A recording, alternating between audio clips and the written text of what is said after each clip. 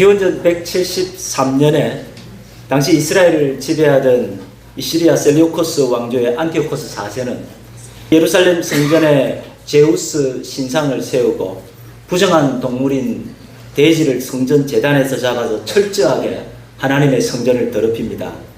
할례와 안식일을 금지시키고 우상 숭배를 강요하는데 왕의 명령을 따르지 않으면 사형입니다. 성경책을 소지하다가 잡혀도 사형을 당하고 실제로 자기의 어린 아기에게 할례를 행했던 어머니는 잡혀서 정말 사형을 당하기도 하였습니다. 마침 예루살렘 인근 모딘 지역의 왕의 명령을 집행하는 관리가 그 지역의 많은 주민 사람들을 모으고는 그 지역 제사장에게 당신부터 왕의 명령을 따르라고 요구를 했는데요. 이 모딘의 제사장이었던 마따디아는 단호하게 거절합니다. 그때 한 유대인이 그 말을 듣고 있다가 제가 왕의 명령을 따르겠습니다 라면서 그 우상의 제단에 올라가서 우상에게 숭배하려고 하자 마따디아가 칼을 빼들고 제단으로 뛰어 올라가서 그 사람을 칼로 쳐 죽이고 왕의 관리까지 다 죽이고 그리고 주위에 보고 있던 모든 사람들을 향하여서 외칩니다. 여호와 하나님과 그의 언약의 말씀에 열심히 있는 자들은 나를 따르라! 영화의 한 장면과 같은 이야기죠. 바로 그 유명한 유다 마카비 혁명이 시작되는 순간이었습니다. 혁명군들은 셀레우쿠스 군대를 무찌르고 예루살렘 성전을 탈환하고 우상을 깨뜨리고 성전을 다시 하나님께 봉헌하는 축제를 여는데요. 그때 예루살렘에는 이 성전 안에 성소에 메노라 촛대를 밝힐 수 있는 그 기름이 거룩한 기름만을 사용해야 하는데 그 기름이 단 한 병밖에, 요즘 말로 한 병이고 당시의 말로 한다면 한 항아리밖에 없는 상황이었습니다. 이것은 이 메노라 촛대를 밝히기에는 단 하루치밖에 되지 않는 분량이었고 이 추가로 거룩한 기름을 만들기 위해서는 그 금방 만들 수가 없고 8일이라는 시간이 필요했는데요. 그래도 그 기름이라도 일단 성전에 불을 밝히고 예배를 드리자라고 해서 불을 붙였는데요. 그런데 그 불이 8일 동안 꺼지지 않고 활활 타올랐다는 그 기적이 일어납니다. 하나님께서 성전의 불을 밝혀주셨다라는 빛의 축제인 하누카의 기원이 되는 사건이 바로 이 사건입니다. 이것이 2000년 전 우리 예수님 시대 당시 사람들의 마음속에 품고 있던 간절한 믿음이고 소망이었습니다. 기름이 없어도 괜찮다. 하나님께서 우리의 등불을 결코 꺼지지 않도록 밝혀주실 것이다. 이스라엘의 등불은 꺼지지 않는다 라고 굳게 믿고 있었는데요. 그런데 오늘 본문에서 우리 예수님께서는 기름을 미리 준비하지 못하면 등불을 밝힐 수 없다고 경고하십니다. 그때 천국은 마치 등을 들고 신랑을 맞으러 나간 열 처녀와도 같다고 말씀하시는데요.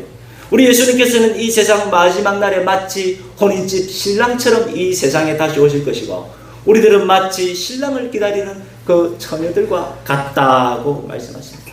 당시 유대 갈릴리 지역의 결혼식의 일반적인 풍습은 먼저 신랑이 이 밤에 신부를 데리기 위해서 신부 집으로 갑니다. 이 신랑이 도착을 하면은 그곳에서 간단한 예식을 치른 후에 신부를 데리고 신랑의 집으로 잔치집으로 가게 되는데요. 이때 이 신부의 친구들이 그 어두운 밤길을 밝히는 등불을 들고 신랑 신부가 나가는 그 앞길을 밝히는 들러리 역할을 하게 됩니다. 그래서 오늘 본문의 이 처녀들은 신부가 아니라 결혼식에 초대된 신부의 친구들로서 이 신랑 집에 가는 그 길을 등불로 밝히는 그 길을 인도하는 역할을 담당하게 됩니다. 그런데 그날 밤에 신랑은 약속한 시간에 오지 않고 신랑의 도착이 지연되었습니다. 신랑을 기다리던 처녀들은 지혜로운 처녀, 미련한 처녀 할 것이 모두가 다 지쳐서 졸음을 참지 못하고 잠이 드는데요. 예정된 시간이 훨씬 지난 한밤중에 신랑이 도착했다라는 소리가 들리자 그때에서야 부랴부랴 등불을 준비합니다. 그러나 어리석은 다섯 처녀는 여분의 기름을 가지고 있지 않았습니다. 친구들에게 도움을 요청하게 되는데요. 25장 8절 말씀 같이 읽겠습니다. 미련한 자들이 슬기 있는 자들에게 이르되 우리 등불이 꺼져가니 너희 기름을 좀 나눠 달라 하거늘. 그러나 친구들은 매몰차게 거절합니다. 함께 쓰기에는 부족하다. 여기서 이 부족하다는 헬라어 메이포테 욱 아르케세이라는 이 단어는 이 단순히 좀 부족하다는 말이 아니라 절대로 충분하지 않다. 같이 쓰기에 완전히 불가능하다라는 뜻인데요. 함께 나눠 쓸 생각은 꿈도 꾸지 마라는 말로 볼 수도 있습니다. 그 매몰찬 친구들은 더욱 매몰찬 충고를 하게 되는데요. 차라리 기름 가게에 가서 기름을 구하라고 말을 합니다. 불쌍한 다섯 처녀들은 밤에 기름 파는 집을 찾아서 쫓아다니게 됩니다. 그런데 사람들은 그 다섯 처녀들을 기다려주지 않고 그냥 잔치집으로 가버렸고 잔치집 문까지 닫아버립니다. 나중에 고생해서 힘들게 기름을 구해서 도착한 다섯 처녀들이 문을 두드리면서 열어달라고 하는데요. 우리 11절 말씀 같이 읽겠습니다.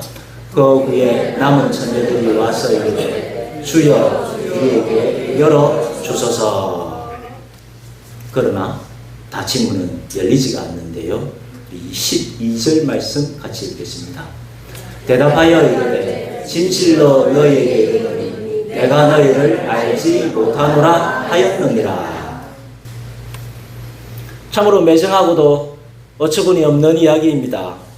천국의 이야기다라고 하기에는 너무 비참한 결말이 아닌가요? 왜 슬기 있는 처녀들은 어리석은 처녀들에게 기름을 나누어 주지 않았던 것일까요? 정 기름이 부족하다면 이 등불을 하나만 밝혀서 둘이서 사이좋게 같이 가면 되는 것 아닙니까? 정작 처음부터 늦게 왔던 사람, 지각한 사람은 신랑이 아닌가요? 그런데 왜 신랑은 모든 책임을 다 그 어리석은 다섯 처녀에게 뒤집어 씌우는 것입니까? 그래도 마지막에 온 이 다섯 처녀들을 좀 이해해주고 문을 열어주면 안 됩니까? 도대체 이 어리석은 다섯 처녀들이 무엇을 그렇게 크게 잘못했단 말입니까? 그래서 오늘 천국 비유의 이 제목은 슬기로운 다섯 처녀와 어리석은 다섯 처녀의 열 처녀 비유가 아니라 이 비유의 제목을 비정한 매정한 다섯 처녀와 불쌍한 다섯 처녀의 비유다라고 말해야지 맞는 말일 것 같기도 합니다. 그들은 가장 절박하고 가장 도움이 필요한 바로 그 순간에 친구들에게 배신을 당합니다. 성경에서는 그 도와주지 않은 친구들을 슬기로운 친구들이었다라고 하지만 실상은 어려움에 처한 사람을 외면한 매정한 친구들이 아닌가요? 신랑은 정말로 더 이해할 수 없는 캐릭터입니다. 자기가 늦게 왔으면서도 모든 책임을 다 불쌍한 처녀들에게 뒤집어 씌워버립니다. 뿐만 아니라 마지막까지도 문을 열어주지 않는 피도 눈물도 없는 그 몰인정함의 극치를 보여줍니다. 마태복음에 10개의 천국 비유가 있지 않습니까? 우리 예수님께서 특별하게 우리에게 가르쳐 주신 예수님께서 직접 말씀하신 10개의 천국 비유. 성경에서 가장 많은 천국의 비유를 담고 있는 이 마태복음 그 10개 중에 맨 마지막 천국 비유, 열처녀 비유의 말씀인데요. 너무 비참한 결말이 아닌가요? 도대체 예수님께서는 왜 이런 말씀을 천국 비유다라고 우리에게 말씀하신 것이고 도대체 이 비유의 뜻은 무슨 뜻이란 말입니까? 오늘 본문은 마지막 때의 천국의 위기 상황을 이야기합니다. 우리 예수님께서는 반드시 다시 오실 것인데 그때에 모든 사람들이 다 천국에 들어가는 것은 아니다는 것입니다. 그때 두 사람이 함께 맷돌을 가다가 한 사람은 가고 한 사람은 남을 것입니다. 두 사람이 함께 누워서 잠을 자다가 한 사람은 가고 한 사람은 남을 것입니다. 천국의 위기가 닥칠 것입니다. 그때에 어리석은 다섯 처녀는 자신들에게 기름이 없다는 사실을 깨닫게 됩니다. 이 본문에서 말하는 기름이란 도대체 무엇일까요? 오늘 본문은 그것이 정확하게 무엇이다라고 알려주지는 않지만, 그러나 오늘 본문은 분명하게 그것이 어떤 것인지는 말해줍니다. 첫째, 그 기름은 마지막 때의 천국에 들어가기 위해서 반드시 필요한 것입니다. 그것이 있어야 믿음의 등불을 밝힐 수 있고 어린 양의 혼인잔치에, 천국잔치에 들어갈 수가 있습니다. 둘째로, 그 마지막 때에 그때에서야 내가 기름이 없구나라는 사실을 깨닫게 된다면 그때는 이미 너무 늦다는 것입니다. 이미 밤은 늦었고 상점들은 다 문을 닫아 버렸습니다. 설령 기름을 준비한다고 해도 한 번 닫힌 천국 문은 결코 다시 열리지 않을 것이다 라고 말합니다. 그 기름은 평소에 늘 살아가면서 평소에 준비해 두어야 한다고 말합니다. 셋째, 그 기름은 결코 다른 사람에게 빌릴 수도 없고 빌려줄 수도 없습니다. 남이 가진 기름이 많다고 해서 나에게 그 기름을 나누어 줄 수도 없는 것이고, 내가 많이 가졌다고 해서 남에게 나누어 줄 수도 없습니다. 그것은 철저하게 나 자신만의, 혼자만의 것입니다. 그렇습니다.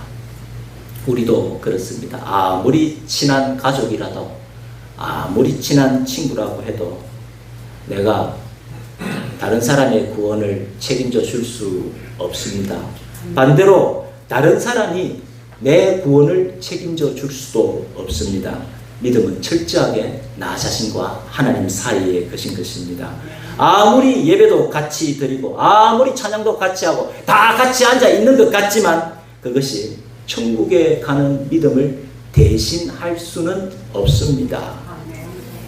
우리 예수님께서는 천국 문 앞에서 문을 열어달라고 간청하는 그 처녀들에게 내가 너희를 알지 못하노라고 말씀하시는데요. 내가 너희를 알지 못하노라. 그것이 천국 문이 닫히고 열리지 않는 이유였습니다. 참 말이 되지 않는 말 아닌가요? 왜 모른다는 말입니까? 모를 수가 없지요? 그들은 신부의 친구들이고 방금 전에도 기름을 쌀서 올 테니까 잠깐만 기다려달라고 하면서 갔던 사람들 아닌가요? 그런데 왜 모른단 말입니까? 사실 우리 예수님께서는 다 알고 계시지요. 그 사람들의 이름이 무엇인지, 어느 교회에 다녔는지, 무슨 봉사를 하셨는지, 교회는 도대체 몇 년이나 잘 다닌 것인지 우리 예수님은 다 알고 계십니다. 오늘 본문에 너희를 알지 못한다는 이 헬라 우크 오이다 히마스라는 헬라어, 이 오이다는 단순히 지식적으로만 아는 것이 아니라 체험적으로도 안다는 뜻을 내포하기도 합니다. 즉 내가 너희를 알지 못하노라라는 이 말은 예수님께서 그들을 지식적으로나 경험적으로나 아예 그냥 전혀 모른다라는 말씀입니다. 우크 오이다. 비록 너희들은 교회에 다녔지만 예수님과는 아무런 관계가 없었다라는 것입니다. 우크 오이다.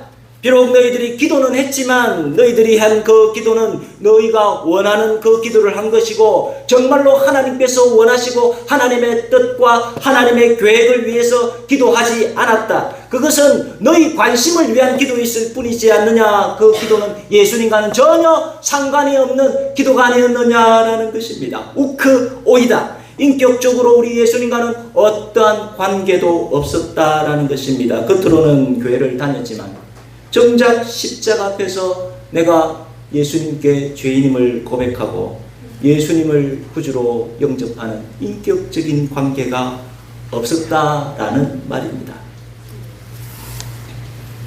과연 기름은 무엇일까요?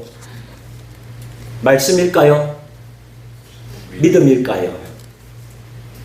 성령의 기름 부으심이실까요? 아니면은 사랑의 실천일까요? 오늘 본문은 그것이 무엇이다라고 우리에게 정확하게 말해주지 않지만 오늘 본문이 분명하게 말하는 것이 있습니다. 그 기름은 반드시 평소에 미리 준비해 두어야 한다는 것입니다. 나중에 부랴부랴 준비하려 했다가는 낭패를 당할 것이다 라고 경고합니다. 오늘 본문 2절 말씀 같이 읽겠습니다. 그 중에 5은 미련하고 5은 슬기 있는 자라. 5은 미련하고 5은 슬기가 있더라. 영어 성경은 5 of them were foolish and 5 were wise 이렇게 기록을 하는데요. 여기서 미련하다, 슬기가 있다에 해당하는 헬라어가 영어의 비동사, 무엇이다, 비동사인데요. 헬라어로는 에이미 동사인데 오늘 본문에서는 에이산 미완료 과거 시제로 쓰였는데요. 이 미완료 과거 시제의 뜻은 뭐냐면은 반복적으로 계속해서 진행되는 상황을 묘사하는 단어입니다. 즉 그들은 평소에 신중하지 못하고 평소에도 늘 준비하지 않는 태도로 늘 그렇게 사는 사람들이었다는 것입니다.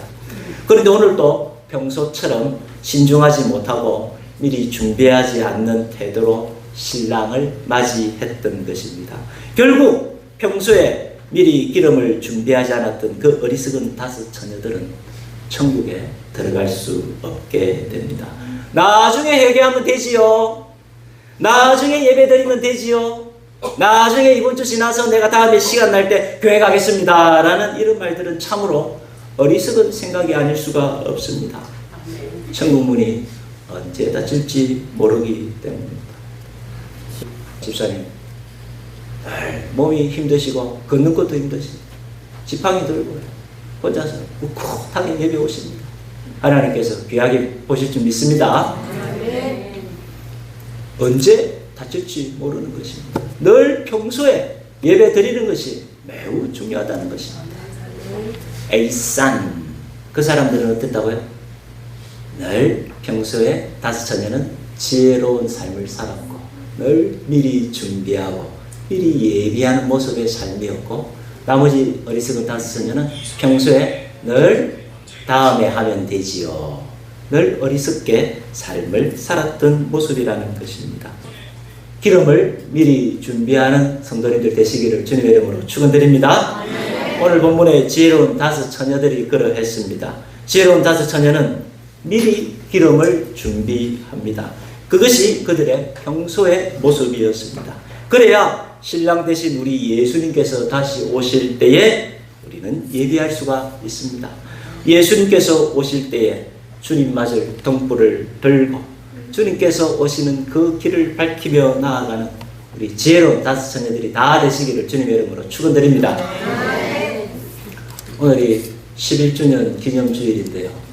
우리 복음교회가 나아가야 할 길이 무엇일까? 11주년 된 복음교회는 과연 어떤 교회가 되면 좋을까요? 우리 주님 다시 오시는 그 길을 환히 밝히는 등불을 들고 나아가는 지혜로운 5 처녀가 되면 어떻겠습니까? 우리 성도님들 예배의 불을 끄뜨리지 않고 이 불을 활활 타게 해서 복음교회가 우리 예수님께서 오시는 그 길을 밝혀드리는 우리의 삶, 우리 교회, 우리 가정이 되시기를 주님의 이름으로 축원드립니다.